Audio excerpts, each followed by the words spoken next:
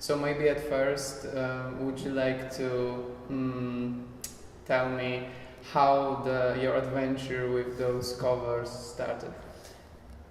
Yeah, it was kind of, I mean, I've always been the sort of person who tends to sort of just look for interesting things that I don't know about. So I often go to things like charity shops and carpet sales and things like that, second-hand places.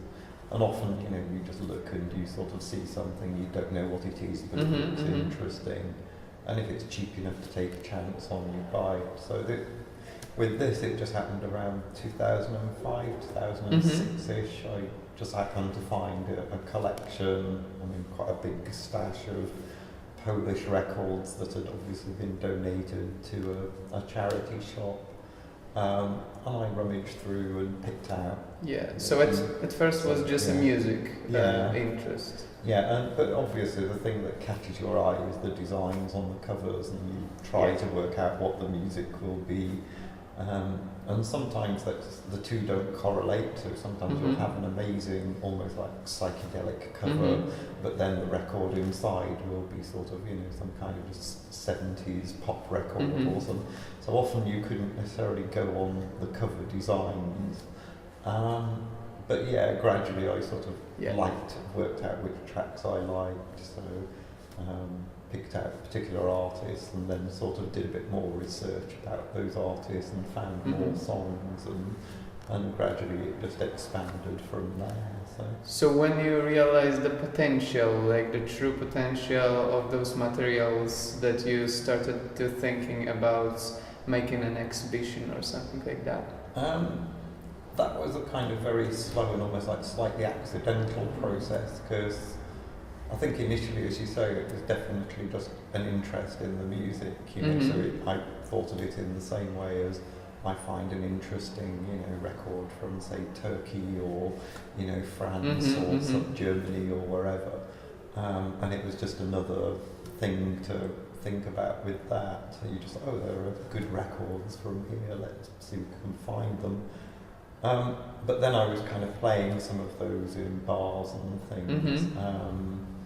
And, you know, people would ask about them and you'd talk to people about them, and you realise, like, over time that people were very fascinated with it, partly because I think in the West a lot of the time, I think you kind of grow up with this idea that under communism there was no kind of pop culture, you know, there was no, so people are kind of surprised that, you know, these kinds of records were being made there sometimes. So how you can describe this kind of social moods which are emerging from those records? I think it's very complicated. I mean, when you look at how these artists had to work with, say, censorship, or you could only really play gigs or tour, you know, or make records if you were sort of to some degree kind of approved of by, you know, the official culture, because there was only one record label. It was big and it had various imprints, but I mean, essentially you were either part of that or not. And so some musicians would be kind of outside that. They would, you know, do things outside that, which was always very risky. But then on the other side, you would, I guess my understanding is that bands had to kind of navigate this system in some way, and often, you know, sort of how do you sort of, if you want to give like a political message which is opposed to the official one, how do you do that? And I think one of the fascinating things for me about starting to translate the song lyrics or to look into what the songs were about was partly to do with that, because one of the things people started asking when I talked about it was, you know, so what are the songs about? And I hadn't really thought of that until maybe 2010, 2011, you know, and so I started sort of just making these versions myself just to satisfy my own curiosity, and then again it just seemed like other people were interested in them, so it just developed from there. So, and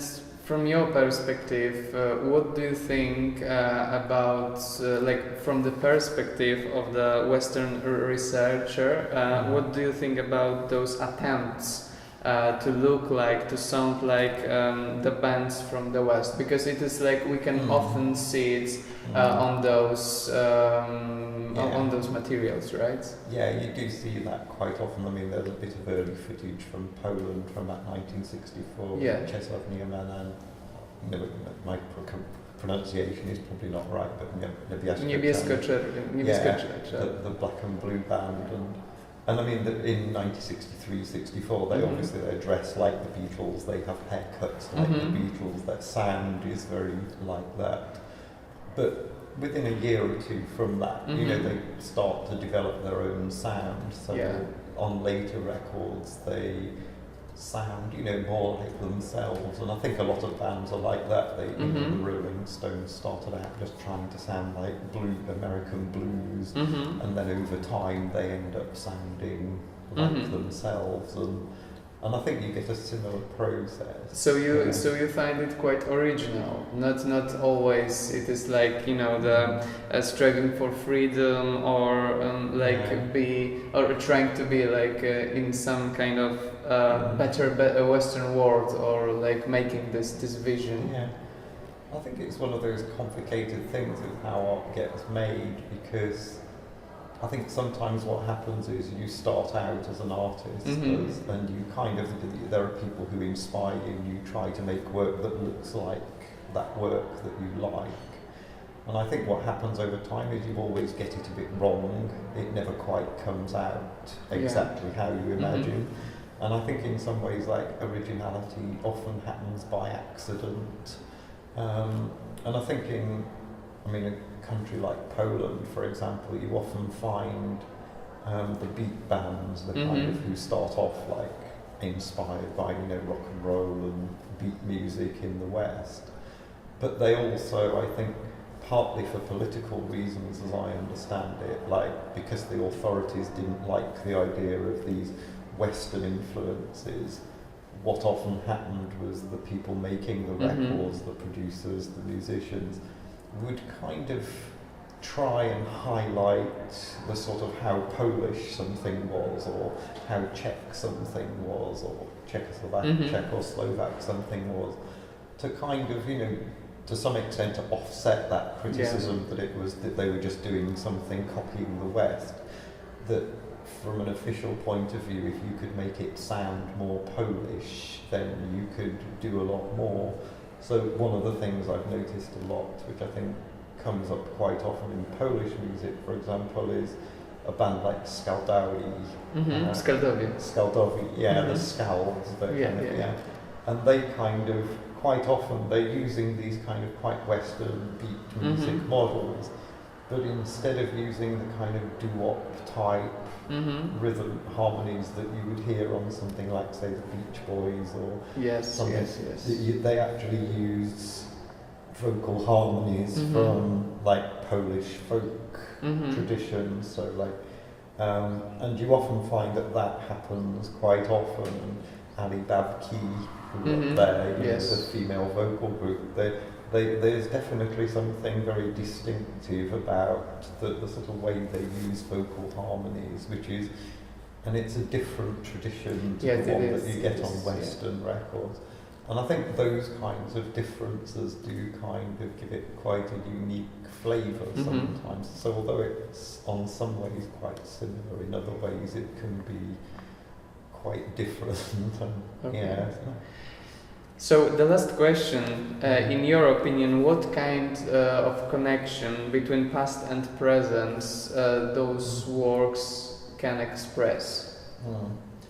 Well, I think that's one of the things you were talking earlier about, the politics of it, and I think that's one thing that's fascinated me the more I've researched it, is just looking into how cultural production worked in, communist states, in places like Hungary and Poland and Czechoslovakia as it was. You often find that, these kind of having to navigate these systems between censorship and different people with different political agendas that you're having to kind of, to some extent appeal to.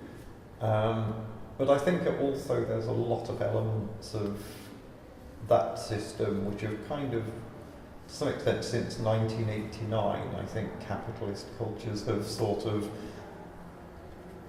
gone in a similar direction. So you often, I mean, one example I was giving was, I reread Havel's essay "The Power of the Powerless," which he wrote in, I think it was published in 1978, and he wrote it around the time that Charter 77 was launched, and it's, you know, this extraordinary essay about, you know, how the system works and how, you know, the people sort of pay lip service to this system in order to kind of make a living and just get on with their lives. So he gives the example of a grocer putting up a Workers of the World Unite poster, but Havel's essay goes into this idea, but the grocer doesn't really believe in it.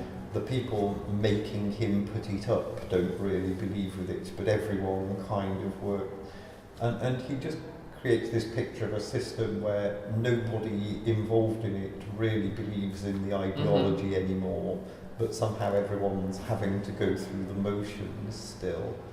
And when I reread that in 2012, 2013, it definitely felt like, with only a few small details changed, a lot of what he was writing about seemed to apply to the West as much now as it did to the, you know, the situation he was writing it in.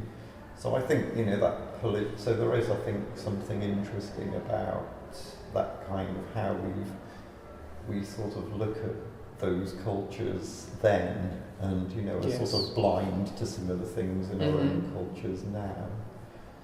And I think just the second thing would be that I think, you know, it's also about, you know, the situation of artists in any system, you know, how, you know, whether it's a system where it's patronage or it's a system where it's you're dealing with, you know, say in the UK you deal with government institutions like the Arts Council or organisations. So there are always these infrastructures and things that you have to deal with as an artist, and those infrastructures always have their own agendas which you're kind of constantly having to negotiate, and you know, and I think you just get a similar situation with these musicians sometimes. Okay, so thank you very much for your precious comments, and I think the only thing that we can do right now is invite people to watch exhibition, and that's it. Thank you. Yeah.